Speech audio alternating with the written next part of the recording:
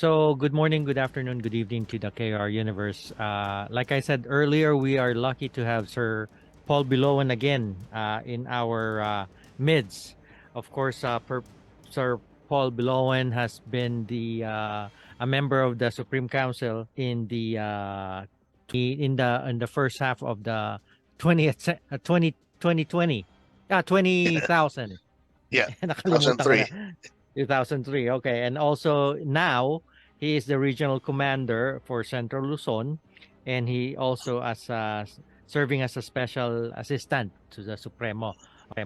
Of course, that's Sir Jerry Calderon. Again, I apologize to our viewers and listeners.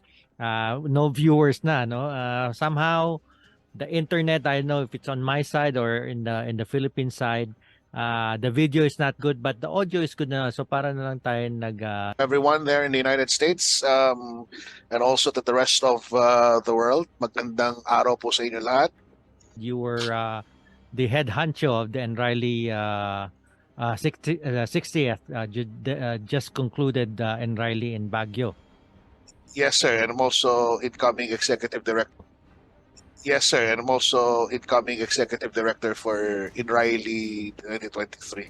And now, sir, let's go straight to the point, ano po, and we will try to converse in English as much as we can Yeah. for the sake of our international audience. Of course, as you know, the Knights of Rizal is an international organization based in the Philippines and headed by the Supreme Council, with Sir Jerry Calderon as the Supremo. Now, sir, we all know that this batch, the 2021 2023 batch, uh, uh, has been thrown a wrench because of the pandemic. Now, how did the pandemic, sir, if you can review with us, how did the pandemic affected the election of Actually, the election of the pandemic under Sir Ibanez was actually extended by force majeure because of lockdowns, and basically it was the start of the pandemic when no one really knew what was happening. We don't even have vaccines to begin with. One really knew what was happening. We don't even have vaccines to begin with. The vaccines were only at the first initial stages. So there were lockdowns here in Manila for like 45 days, and then easing up the lockdown for just a bit, and then another 10 days to Arbuado, who I've been in touch with. They were really having a hard time even starting up a meeting, and considering our members of the Supreme Council then were at high risk because they were all seniors. Most of them are senior citizens. So and they that's were right. and they were really the target, and they That's were right. really the target of the virus, and with utmost protection. So yun, their term expired.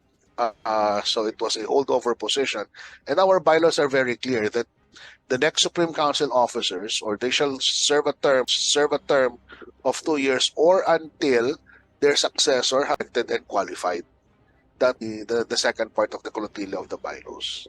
So whether they have served their more than 2 years term, but their successors have not been elected or duly qualified because of force majeure, like the pandemic. So there was no reason for because things were really in disarray. So the Council of Elders upheld that. So our elections happened, Yes, sir. several months later. Now, I know that originally the election was supposed to be held traditionally the fourth Sunday of May. Traditionally, the fourth Sunday of May through May. a international assembly, and of course, the elected Supreme Council will take effect on June 19. Of course, that's the Yeah. birth anniversary of Dr. Jose Rizal. Of Yep. course, that did not happen. We had the election sometime in September, and they took so if for instance they were supposed to take office in June, but they took office in December instead. So really, they were delayed by 6 months, wouldn't you say, sir? Yes, that would be Okay. cutting the term by about 6 months at least. Yes, 5, 6 months.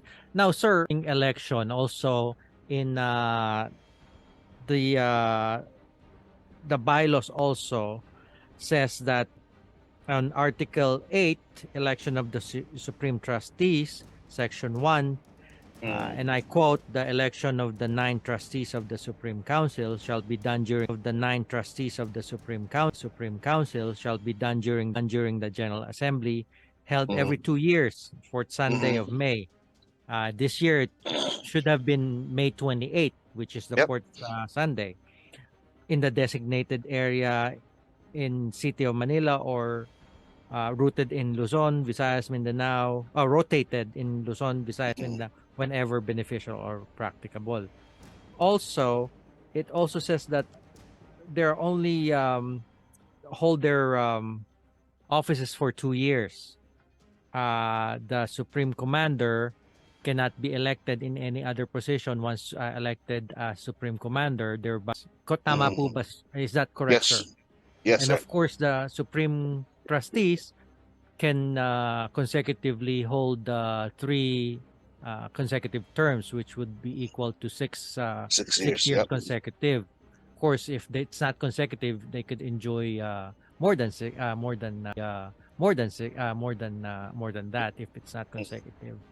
Now, ang problema po, sir, our bylaw says that our election should be May 28th of this year, Mhm. uh, which would be kung December to December, 1 year yon. Tapos May, Mhm. 5 months yon. So, Mhm. 1 year and 5 months lang itong effective sitting itong Supreme Council na to at hindi 2 years. So in that Mhm. case po, ano pong pananaw, what do you how do you see this should we say conflict in the dates Oh and yeah. procedures in the bylaws and just in the bylaws? Yes. Thank you, Sir Alvin. And then this is just my personal point of view, which I also shared my sentiments with the other regional commanders when they were here during the International Assembly. We had the regional commanders dinner at the IHQ on Saturday night or the night on Saturday night or the night before the opening of the International Assembly, precisely to discuss one of these matters, no, and one of that is the postponement sana ng elections of this year, because number one, Sir, the when you term say of postponement as dictated by the bylaws, which is on May 28th. yes, I would like to have it postponed for several reasons. Number one, the supreme commander has a term of 2 years, and that is very particular in our bylaws. And to some people, they say it becomes very trivial. We also have to understand how it came to be. The previous terms of the supreme commander and the supreme council were only 1 year, and that is why, and with the benefit of re-election, and that is why there were years that there are some supreme commanders who have served for more than 3 years, 5 years, and even members of the supreme council who have done the same, because they only have a term of 1 year. So every year, renew yun. That is why them in the past, and this is why we now have a 2-year term, basically, for the Supreme Council, and a fixed 2-year term for a Supreme Commander. Meaning, when a Supreme Commander takes office, he cannot, under no circumstances, run for re-election.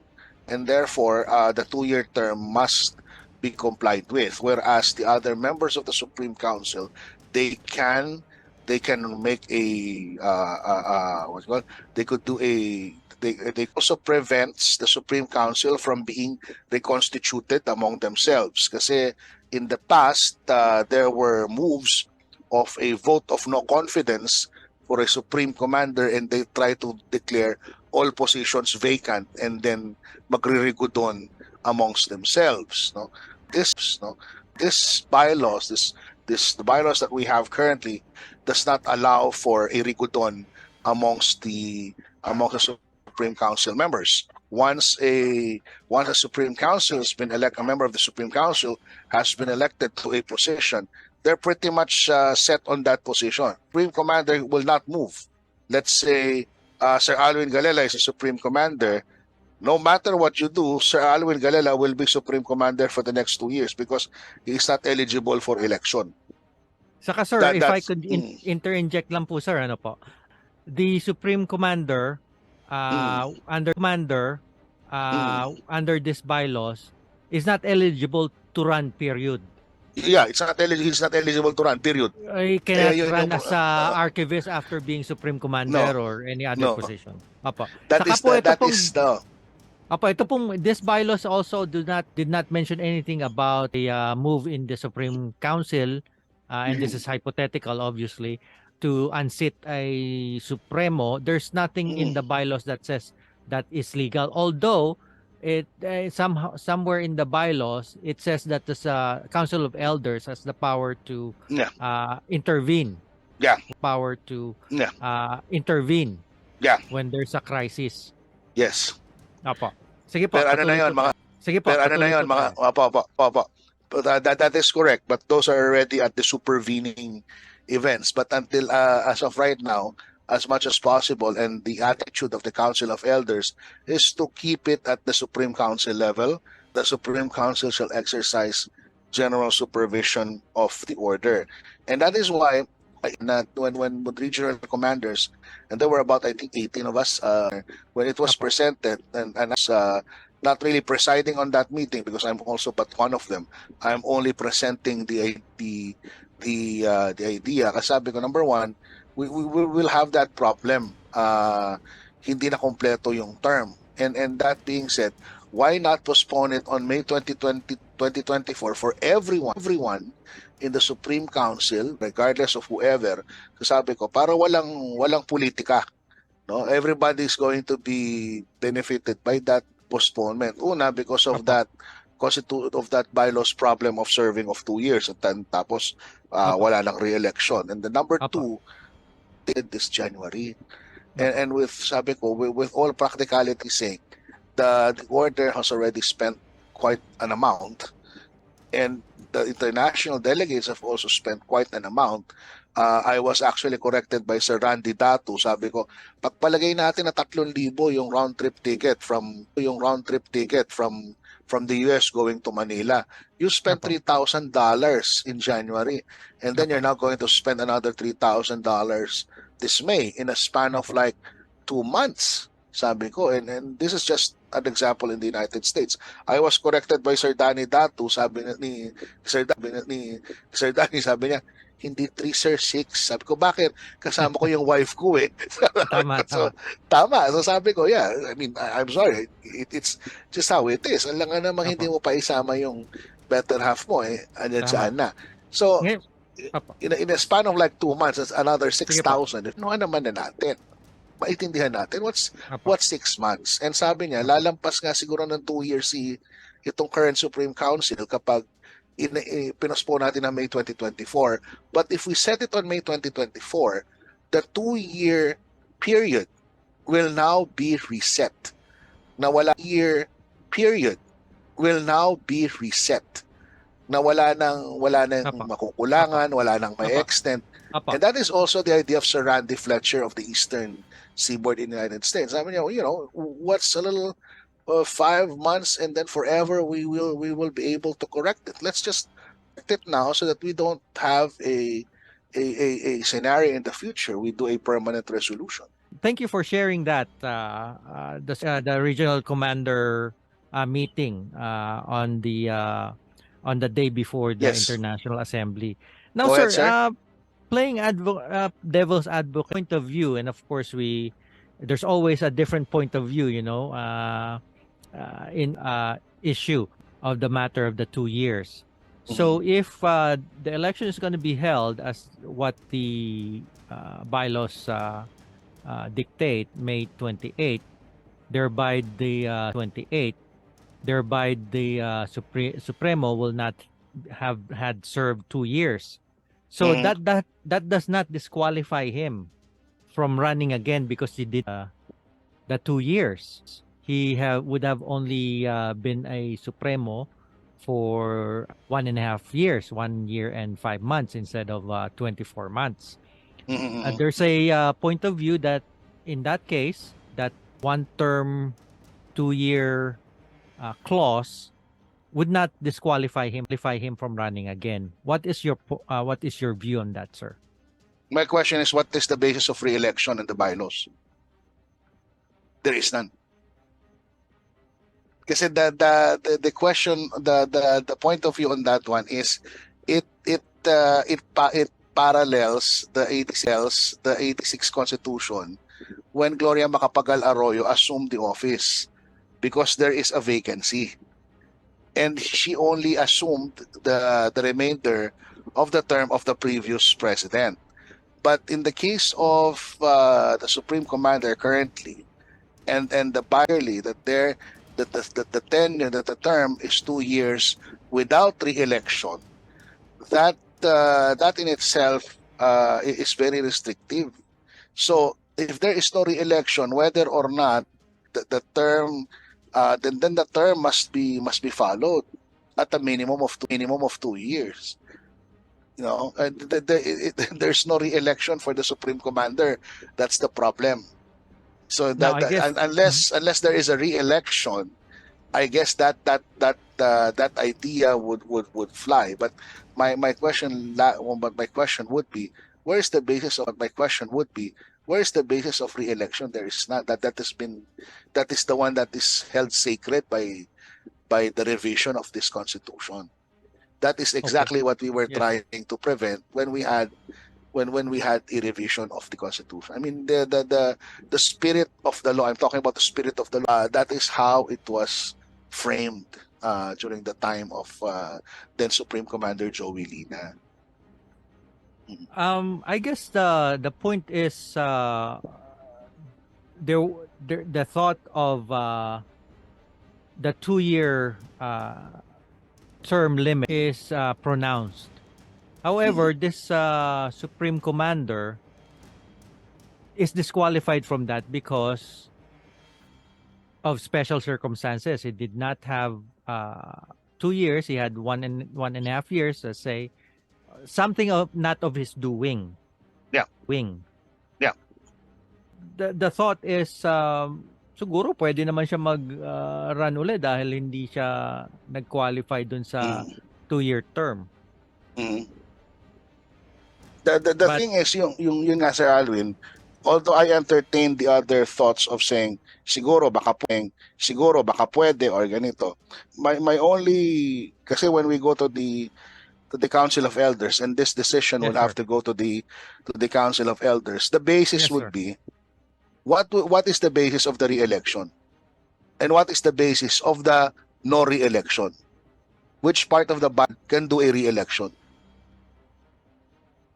Because it is very specific in the bylaws that the Supreme Commander cannot run for re-election. Yes, sir. So yun yung inaano ko din, sabi ko sa mga regional commanders. And then the regional commanders also thought of it. Sabi nga nila, you cannot, he's not eligible for re-election because you're already Supreme Commander from day one, and you are tied to your seat for at least 2 years. And then the other rule is again invoking the same rule that applied to the Ibanez cabinet, that until your successor have been duly elected and qualified, you shall be holding those seats. So if there will be some addendum X number of months, and then the purpose is not to really extend their term, but it is actually to look at it at a perspective that the next set of Supreme Council officers would fall into the proper timing of their terms. Kasi even if we elect a May 2023 set of council officers, we have not resolved the main problem. And the main problem is midterms instead of we're actually electing on the terms that have been prescribed by the bylaws. And that is the only thing that us regional commanders have agreed with na, let us set it correct. Let us put it on the proper terms so that in the future we don't have this discussion anymore. So, sir, in that meeting, was there an official position of the Regional regional commanders. Yep. commanders? It is a consensus stand. It was not. I asked them, do you want it in resolution format? I'll have it done. Those who are absent or concurring, those who are not here, but I know have concurred, and those who have no part. Sabi niya, yeah, we put our names there and submit it to the Council of Elders, because that is not something that the Supreme Council will decide on, because it talks about their term. Yes, sir. So, in other words, how far have you gone to that step, sir?